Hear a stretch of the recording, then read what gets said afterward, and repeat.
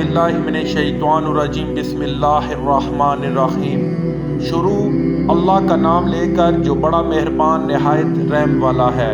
الف لام میم۔ اللہ جو معبود برحق ہے، اس کے سوا کوئی عبادت کے لائق نہیں، زندہ ہمیشہ رہنے والا۔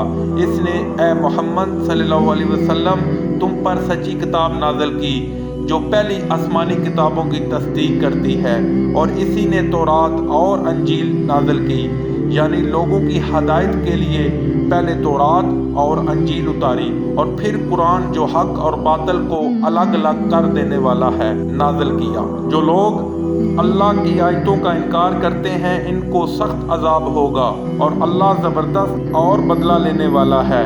اللہ ایسا خبیر و بصیر ہے کہ کوئی چیز اس سے پوشیدہ نہیں، نہ زمین میں اور نہ آسمان میں۔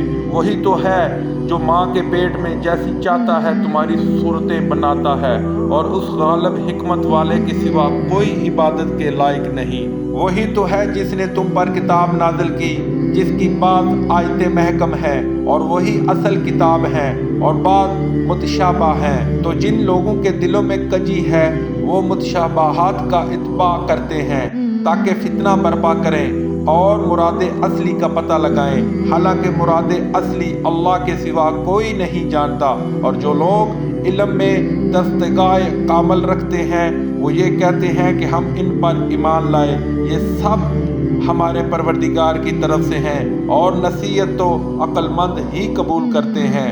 اے پروردگار، جب تو نے ہمیں ہدایت بخشی ہے تو اس کے بعد ہمارے دلوں میں کجی نہ پیدا کر دیجیو، اور ہمیں اپنے ہاتھ سے نعمت عطا فرما، تو بڑا عطا فرمانے والا ہے۔